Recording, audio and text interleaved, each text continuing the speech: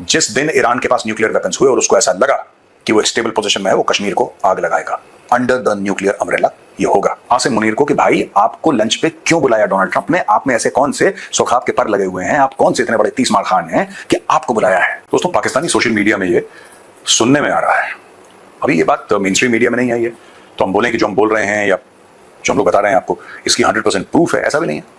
लेकिन पाकिस्तानी खुद ये कह रहे हैं कि उनकी सरकार ने, उनकी फौज ने एक बहुत बड़ा गेम कर दिया है। यहां पे स्पेसिफिकली नाम लिया जा रहा है सांगली एयरबेस जो कि क्वेटा बलूचिस्तान में है, और दूसरा पासनी नेवल बेस, ये भी बलूचिस्तान में है, PNS मकरान, ये नेवी का बेस है। तो नेवल एयरबेस और एक इनका सांगली एयरबेस, पाकिस्तान एयरफोर्स और पाकिस्तान नेवी के एक एक बेस इन्होंने अमेरिका को दे दिए। अब दोस्तों ये क्यों दिए, और इसीलिए भी ये न्यूज थोड़ी सी बिलीवेबल है क्योंकि ये पाकिस्तान की हरकतें पहले से नहीं है। पाकिस्तान कभी ड्रोन बेसिस दे देता है, कभी नेवल बेसिस दे देता है। तो अगर पाकिस्तान ने करा है, मैं ये नहीं कह रहा कि ये मेन स्ट्रीम मीडिया में आ गया और ये खबर है, ये 100% पक्की है, लेकिन मैं आपको ये बता रहा हूं कि अगर पाकिस्तान ने कर दिया तो कम से कम पाकिस्तान में या पूरी दुनिया में किसी को भी किसी भी प्रकार का अचंभा नहीं होगा। क्या ये कैसे कर सकते हैं, ये लोग तो बड़ी बड़ी बातें करते थे खुद मुख्तारी की, ये लोग बातें करते थे सोवरेनिटी की, ये क्या करती नहीं है। जैसा मैंने कल भी बोला था, पाकिस्तान को आप खरीद नहीं सकते, पाकिस्तान को आप किराए पे ले सकते हैं, और ऐसा लगता है कि अमेरिका ने पाकिस्तान को किराए पे ले लिया। अच्छा, बलूचिस्तान में दोस्तों बेस होने का क्या मतलब है? बलूचिस्तान में बेस होने का ये मतलब है कि पाकिस्तानी फौज ने एक लेवल ऑफ प्रोटेक्शन उनको प्रॉमिस किया होगा, एक level of protection they must have promised the Americans, क्योंकि बलूचिस्तान एक वहां पे आग लगी हुई है, वहां के लोग जो हैं अब वो आजादी के लिए बिल्कुल आगे बढ़ चुके हैं। ऐसे में आप किसी फॉरेनर को या फॉरेन प्लेयर को वहां पे इन्वाइट करें तो मुझे लगता है बड़ा जोखिम का काम है। इसका मतलब आसिम मुनीर के लेवल से कोई गारंटीज गई हैं कि अगर अमेरिकन इस एयरबेस को यूज करते हैं, पहली चीज, so we can guarantee 100% safety. कैसे करेंगे, चाइनीज को कर नहीं पाए, लेकिन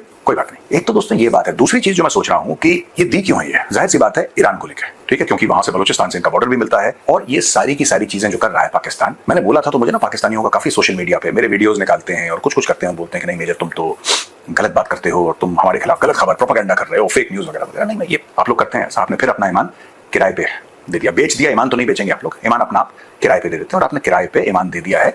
और किसी पाकिस्तानी ने ये नहीं सोचा, मैं बार बार ये पॉइंट रिपीट कर रहा हूं, टेलीविजन पे, सोशल मीडिया पे, बचाना क्या डायलॉग, बार बार कभी तो पूछ लो आसिम मुनीर को कि भाई आपको लंच पे क्यों बुलाया डोनाल्ड ट्रंप ने, आप में ऐसे कौन से सुखाब के पर लगे हुए हैं, आप कौन से इतने बड़े तीस मार खान हैं कि आपको बुलाया है।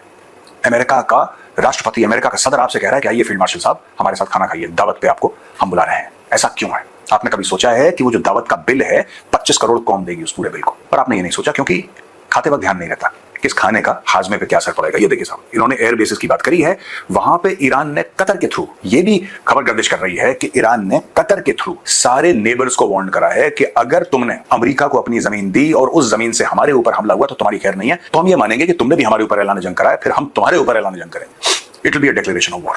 तो ये कतर के थ्रू डायरेक्टली नहीं फोन करा या प्रेस कॉन्फ्रेंस बुला के ये सब बातें नहीं करी, इन्होंने थ्रू कतर। दोस्तों कतर एक बहुत बड़ा जियोपॉलिटिकल प्लेयर है। कतर फंड्स अल जजीरा जो कि ग्लोबल न्यूज नेटवर्क है, उसके अलावा तालिबान के हेडक्वार्टर्स वहां पे हैं, और बाकी सब हमास, हिजबुल्लाह, ये सब जितने भी लोग हैं, they all have presence in Qatar. तो कतर ने फिर सबको फोन करा है, और सुनने में ऐसा आया है, ये भी सोशल मीडिया पर खबर गर्दिश कर रही है कि पाकिस्तान को भी कॉल आया और पाकिस्तान को बताया गया है कि अगर तुम्हारी सरजमीन से ईरान के ऊपर अटैक हुआ तो फिर तुम्हारे ऊपर भी हमला होगा। देखिए साहब, ऐसा है कि आसिम मुनीर और उसके जर्नल तो सेफ हैं, दे आर सेफ। जो पाकिस्तान का अशराफिया है, अगर ऐसी चीज होगी, वो तो जैसे 9 मई के बाद आपने देखा था, वो तो जहाज पकड़ के बाहर भाग जाए, दे रन अवे आउटसाइड, वो दुबई लंदन चले जाएंगे। ईरान अगर पाकिस्तान पे मिसाइल मारता है, जो कि पहले मार चुका है 1.5 साल पहले, कोई नई बात नहीं है, Iran actually did a targeted operation inside Pakistan, फिर पाकिस्तान ने रिस्पॉन्ड करा और अपने हवाई जहाजों से कुछ 7-8 लोग मार दिए, पता लगा वो भी बलोच थे, पाकिस्तान के थे, वहां पे गए थे, मजदूर थे, उनको मार दिया। मारा कौन जाएगा दोस्तों? अगर ईरान रिटेलिएट करता है तो आम पाकिस्तानी मारा जाएगा। आसिम मुनीर पे तो बम गिरेगा नहीं भाई, आसिम मुनीर पे बम नहीं गिरेगा, कौन मारा जाएगा? Simple, the people who will be killed are common Pakistanis. वो तो उस टेबल पे बैठे नहीं थे जहां पे वो बढ़िया बढ़िया पकवान और बढ़िया बढ़िया खाने परोसे जा रहे थे व्हाइट हाउस में, तो वहां पे आम पाकिस्तानी तो खा नहीं रहा था। तो जिसने सुपारी ली है ईरान, यही मैंने कल ट्वीट भी करा था, वो ईरानियन एंकर नहीं है जो भाग गई थी स्टूडियो से, तो मैंने देखा उन्होंने बोला कि पाकिस्तान ने बड़ा सपोर्ट कराया, पता नहीं उनका अकाउंट था या जो भी था। तो मैंने यही बात बोली कि आपकी सुपारी ले ली है पाकिस्तान ने, ईरान की सुपारी फील्ड मार्शल आसिम मुनीर ले चुका है on behalf of the nation of Pakistan. दोस्तों अच्छा, ये सब चीजें वहां पे हो रही हैं, जंग फैल रही है, और ईरान, देखिए, Iran is also fighting a battle for survival, Israel is also fighting a battle for survival, और दोनों एकदम बिल्कुल क्लियर है कि साहब लड़ाई जो है हमारी सर्वाइवल की जंग है।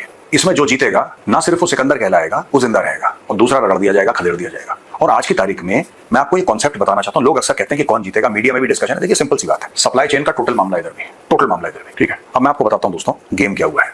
गेम ये हुआ है कि इजराइल अपने वेपन्स चला रहा है, सब कुछ कर रहा है, और इजराइल को पीछे से सप्लाई हो रहे हैं भारी मात्रा में, भारी मात्रा में अमेरिका से सप्लाई हो रहे हैं, यूरोप से सप्लाई हो रहे हैं, ज्यादातर अमेरिका से सप्लाई हो रहे हैं, तो इजराइल के पास हथियारों की कमी नहीं है, राइट। अमेरिका ने अपने जो एयरक्राफ्ट कैरियर्स हैं उनको भी डिप्लॉय कर रखा है, अमेरिका ने अपनी सबमरीन्स, पूरा एक तामझाम वहां पे है जिसकी डिप्लॉयमेंट हो रखी है। और जब ईरान ने बैलिस्टिक मिसाइल मारी थी तो अमेरिकन शिप्स ने उनको इंटरसेप्ट भी करा था। तो एक तो ये स्टोरी चल रही है साथ साथ, लेकिन अगर आप दूसरी तरफ ईरान को देखें, ईरान के साथ सबसे बड़ी ये प्रॉब्लम हो गई है कि ईरान को सप्लाई करने वाला कोई नहीं है। तो ईरान जो है वो 3 फैक्टर्स से मारा जा रहा है। पहला फैक्टर जो ईरान को मार रहा है वो ये है कि ईरान के पास अब धीरे धीरे असलाहा, मिसाइल, बॉम्ब्स ये सब खत्म हो रहे हैं। दूसरा फैक्टर ये मारा जा रहा है कि जहां पे ये बन रहे थे, जहां पे मैन्युफैक्चरिंग हो रही थी, वहां पे बहुत खतरनाक हमले इजराइल कर रहा है। एक तो खर्च हो रहे हैं, दूसरा नए वाले बन नहीं रहे।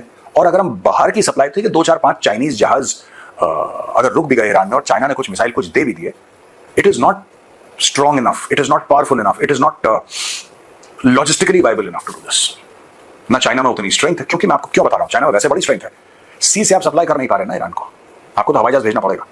और ये हवाई जहाज आएगा या तो सेंट्रल एशिया से आएगा या पाकिस्तान के ऊपर से आएगा, कहीं ना कहीं से तो आएगा, जो ईरान में लैंड करेगा, कोने में लैंड करेगा, सामान उतार के वापस चाइना भाग जाएगा। इससे ज्यादा क्या ही कर लेगा चाइना, समुद्री रास्ते वो कर नहीं सकता। समुद्री रास्ते में वहां पे अगर चाइना ने करने की कोशिश करी, वहां पे अमेरिकन शिप्स हैं, चाइना को डिफिकल्टी आ सकती है। और पूरा ईरान आज की तारीख में हालत जंग में है। तो अब आप ये सोचिए भाई साहब कि आखिर मिसाइल आप रोज खर्च कर रहे हैं, क्योंकि आप कई 100 की तादाद में इजराइल की ओर मिसाइल फेंक रहे हैं। इजराइल कुछ इंटरसेप्ट कर पा रहा है, कुछ नहीं कर पा रहा है, पर आपके तो खर्च हो रहे हैं मिसाइल्स, पहली चीज। दूसरी चीज, आप बना नहीं पा रहे नए, क्योंकि आपकी मैन्युफैक्चरिंग फैसिलिटीज पूरी की पूरी इजराइल ने बर्बाद कर दी। और तीसरी अहम बात, आपको बाहर से भी सप्लाई नहीं हो रहा। इजराइल के साथ ये तीनों प्रॉब्लम्स नहीं है, इजराइल खर्च भी कर रहा है, बना भी रहा है, बाहर से भी सप्लाई हो रहा है। एंड में जीतेगा वही जो ज्यादा प्रोफेशनल है, जिसकी सप्लाई चेन ज्यादा मजबूत है। तो दोस्तों, आपको कुछ समय में ये पता लग जाएगा कि ये जो पूरी लड़ाई है इजराइल और ईरान की, ये एक तरफा होती चली जा रही है, हर रोज ये एक तरफा हो रही है। कुछ ही दिनों की बात है, अमेरिका को मुझे लगता है कि बीच में पड़ना पड़ेगा, और जिस दिन अमेरिका बीच में पड़ गया उस दिन दोस्तों गेम ओवर हो जाएगा। उस गेम ओवर का इंतजार है, क्योंकि जितनी जल्दी आयतुल्ला खमेनी की रिजीम जाती है, ये तख्ता पलट होता है और नए लोग आते हैं, उतना फायदा भारत को भी है दोस्तों। मैं अक्सर ये कहता हूं, लोग मुझसे डिसएग्री करते हैं, बोलते हैं नहीं आप गलत कह रहे हैं, हम आपसे डिसएग्री कर रहे हैं, आपका एनालिसिस गलत है। लेकिन मैं जो मानता हूं वो मैं आपसे कह रहा हूं। अगर ईरान के पास न्यूक्लियर वेपन आ गए दोस्तों, नोट कर लीजिएगा, अगर ईरान के पास न्यूक्लियर वेपन आ गए, ये कश्मीर में आग लगा देंगे। ये कट्टरपंथी रजीम है। आप चाबहार से और आप भारत की इन्वेस्टमेंट से, इससे आप please don't be fooled bye all this. ये अपनी तरफ एक तरफ चल रहा है, कोई बात नहीं, ये चल रहा है अपनी तरफ। जिस दिन ईरान के पास न्यूक्लियर वेपन्स हुए और उसको ऐसा लगा कि वो एक स्टेबल पोजीशन में है, वो कश्मीर को आग लगाएगा, अंडर द न्यूक्लियर अम्ब्रेला ये होगा। तो ध्यान रखिएगा, जो इजराइल लड़ाई लड़ रहा है ना, वो सिर्फ अपने लिए नहीं लड़ रहा, वो आपके लिए, पूरी दुनिया के लिए लड़ाई लड़ रहा है। It is high time that the world got rid of this evil regime in Tehran.